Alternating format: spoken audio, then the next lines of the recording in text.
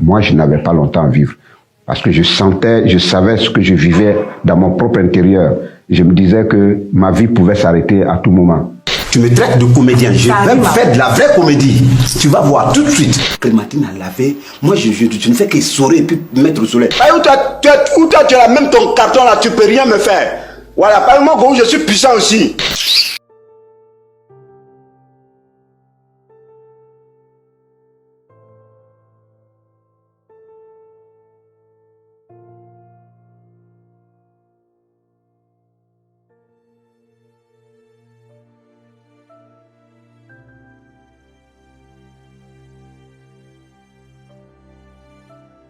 Très tôt, j'ai été coulé au sol par une maladie, la tuberculose osseuse, qui m'a attaqué, qui a vraiment attaqué mes os. C'était des douleurs vraiment terribles et que je ne peux même pas souhaiter à mon pire ennemi. Ça me rabattait sur moi-même. J'arrivais pas à approcher les amis. Et je tombais toutes les 2 minutes, toutes les 3 minutes, je tombais. Et chaque fois, les autres élèves, ils me suivaient juste pour rire quand j'allais tomber. Et ça me remettait vraiment quelque chose de négatif dans la tête. Et ça grandissait la timidité à moi, la peur des autres, la peur d'approcher les autres. Et quand je sortais de là, j'étais l'objet de raillerie, l'objet de moquerie. Quand je passais même dans des coins, les gens s'appelaient, ils disaient « Ah, venez voir quelque chose qui passe, venez voir quelque chose ». Et j'entendais les rires derrière moi, c'était compliqué. J'étais rongé, j'étais combattu par une maladie qui était en train d'avoir raison de moi. Donc, lui, il ne pouvait pas savoir. Et il m'a appelé un jour, il m'a dit « Écoute, il faut que tu te mettes dans le groupe artistique de l'école. Il y a une pièce de théâtre qu'on est en train de répéter, il faut que tu t'y mettes. » Donc, je me suis mis au théâtre. Et au départ, les gens riaient, mais après, les rires, c'était plus les rires moqueurs, mais c'était des rires d'appréciation. Parce que au rendu de cette pièce-là, c'était une pièce comique et ça amenait les gens à rire. À partir de ce moment-là, il y avait une autre approche de moi. Après le rendu, ils m'ont convoqué dans le bureau du directeur d'école, ils m'ont dit « Ah, franchement, tu as du talent. Il faut t'accrocher au théâtre, c'est quelque chose qui va avec toi. » Et voilà.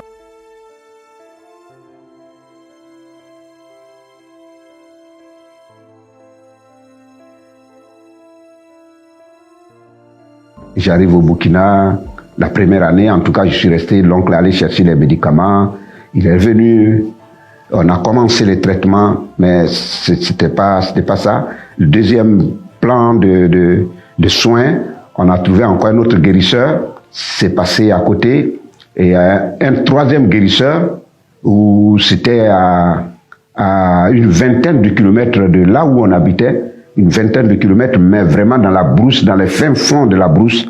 Et c'était compliqué de rentrer maintenant, de rentrer même dans le village et tout. C'est là que je suis resté pendant 2 mois. Après les 2 mois, j'ai commencé à laisser les béquilles. J'arrivais à tenir l'équilibre. Je suis retourné là où je vivais avec l'oncle et la guérison a commencé à venir un peu, jusqu'à ce que je puisse déplacer un pied, puis 2. Et puis bon, voilà, j'ai commencé à marcher par la grâce de Dieu.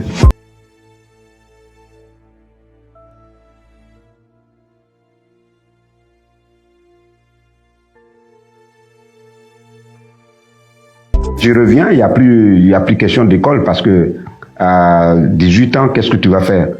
Les parents n'ont pas les moyens pour t'assurer le collège. Donc l'école pour toi, c'est fini. Il fallait maintenant s'orienter à autre chose. Et je me suis dit, ma base, c'est le théâtre. Je vais me donner au théâtre. Mais parallèlement à cela, je faisais les petits métiers. J'ai vendu du café.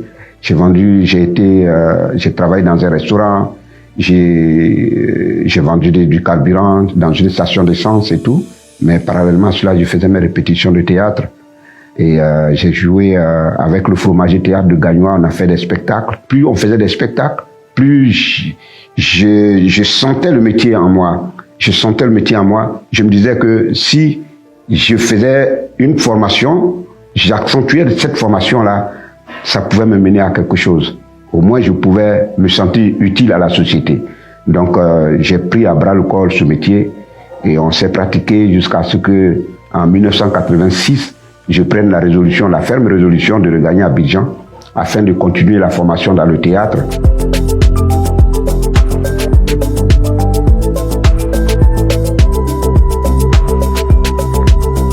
Daniel Koutsa, quand il a eu l'idée de monter un groupe qu'on devrait appeler les Guignons d'Abidjan, c'était pour tourner des films satiriques et tout ça, qui seraient vendus en Europe, principalement à Paris. Il y avait moi, il y avait Maïga Sédatif, il y avait Vieux Sidiki, ils sont plus de ce monde. Il y avait Nastou Traoré, il y avait Amélie Wabei, Yaps. Donc on était 6 au départ. Il nous a expliqué le contenu, il nous a expliqué l'idée de la chose. Et tout de suite, on s'est mis au travail, on a commencé à sortir des scénarios et les tournages ont démarré. Tu me traites de comédien, je vais me faire de la vraie comédie. Tu vas voir tout de suite. Hein? Ça y est, moi? Tu es t'amuser à moi? Ça, hein?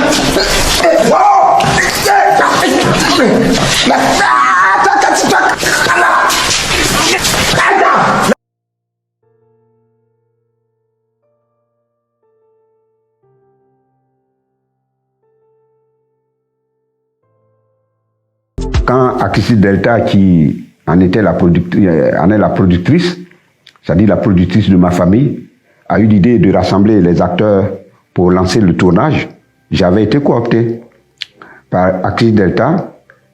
Pendant ce temps, j'étais ici, j'étais à Paris, à l'invitation de Stomy Bugsy pour le tournage d'un clip. Et quelqu'un lui a dit, Michel est installé à Paris, il ne va plus jamais revenir à Abidjan, donc si tu peux te faire ta distribution, et il est mieux de l'ignorer parce qu'il ne va pas venir. Donc en 2000, je suis retourné à Abidjan.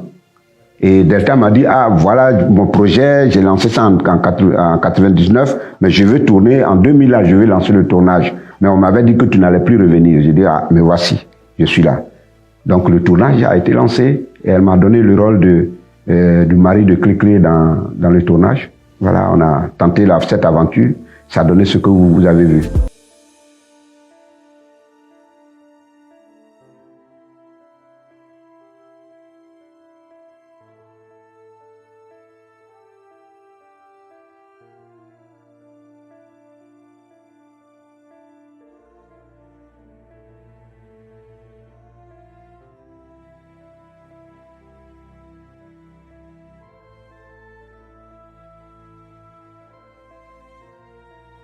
Le prix d'excellence, c'est un seul prix d'excellence qui se donne par le président de la République. Et donc, quand j'ai reçu ce prix, je me suis dit, ah, enfin, nos autorités, c'est-à-dire notre sommet a reconnu le travail que je fais.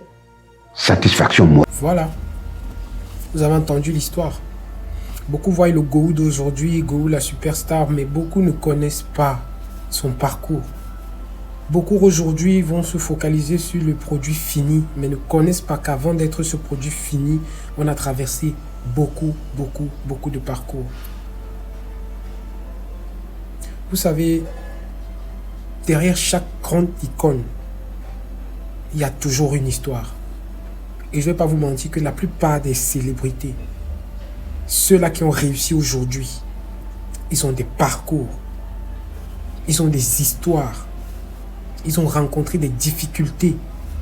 Ils ont subi tout genre d'insultes, tout genre de tortures, mais ils sont restés persévérants. Et c'est pourquoi aujourd'hui, Dieu les a bénis, Dieu a permis qu'ils puissent nourrir leur famille avec ce pourquoi ils persévèrent depuis des années. Honnêtement, pour moi, Gou Michel, c'est une icône. C'est une légende. C'est un chef. Ce n'est pas quelqu'un qu'on peut soulever avec une seule main. Toutes les valeurs de la Côte d'Ivoire reposent sur ses épaules en ce qui concerne le domaine culturel. C'est quelqu'un qui a su représenter valablement sa nation et qui continue toujours de la représenter d'ailleurs. Les gens aujourd'hui ne savent pas que c'est difficile. Quel qu'en soit le domaine que tu choisis dans la vie, il faut persévérer. Il faut persévérer. Beaucoup de gens croient qu'il suffit juste de se lever et d'être passionné. Être passionné, ça rassemble beaucoup de paramètres. Ça demande beaucoup de sacrifices. Ça interpelle beaucoup beaucoup d'assiduité et surtout énormément de discipline. Tu ne peux pas prétendre vouloir être au sommet demain et ne pas prêt à faire certains sacrifices. Il faut travailler dur. Il faut marcher. Il faut toquer des portes. Même si on te les ferme, même si on te chasse, même si... faut avoir l'amour pour ce que tu fais et persévérer. Beaucoup aujourd'hui commencent et abandonnent demain parce qu'ils pensent que c'est facile. Rien n'est facile dans la vie. Hein. Sur cette terre, rien n'est facile. À chaque fois que vous allez sentir quelque chose facile, franchement, sachez que c'est du fake. Derrière ça, il se cache une grosse arnaque. Restez toujours persévérant, restez très assidu, restez très déterminé, restez très discipliné et surtout, ayez toujours l'amour pour tout ce que vous faites dans la vie, quel qu'en soit le métier que tu as choisi. Il faut marcher avec une certaine discipline. Je vous assure, en Côte d'Ivoire, les comédiens pour moi font partie du top en Afrique. Pour moi, ce sont les meilleurs même, je peux le dire comme ça. Parce que ce sont des gens qui te font rire. Rien qu'à le voir, ils te font rire. Ils sont drôles de nature. Ils connaissent leur art. Ils connaissent leur métier. Et avec toutes les infrastructures que les Ivoiriens mettent à la disposition de ceux qui veulent émerger, ceux qui veulent exceller dans ces domaines, c'est tout à fait normal. C'est tout à fait normal. Il est vraiment talentueux, ce papa. Et il ne force pas. C'est naturel chez lui. C'est inné. C'est-à-dire que quand il fait toi-même, quand tu vois seulement sa tête là, il est un peu comme Fingontralala ici au Cameroun. Ce sont des grands frères pour qui j'ai beaucoup de respect parce que ce sont des gars très forts. Ça coule dans leurs veines. Ils n'ont pas besoin de trop forcer. Quand ils font, ça sort, ça sort. Parce que tout ce qui se conçoit bien, s'énonce clairement et les mots pour le dire ne manquent pas. Franchement, respect à cette icône de la Côte d'Ivoire. Respect à toute la nation ivoirienne et félicitations pour cet humour, ce rire-là que vous savez nous donner. Merci. Sinon, Ivoiriens, Ivoiriennes, on est toujours ensemble, vous n'ignorez rien. Donc, attitude, c'est la base. Respect, Go Michel. C'est toi la légende, mais on est ensemble.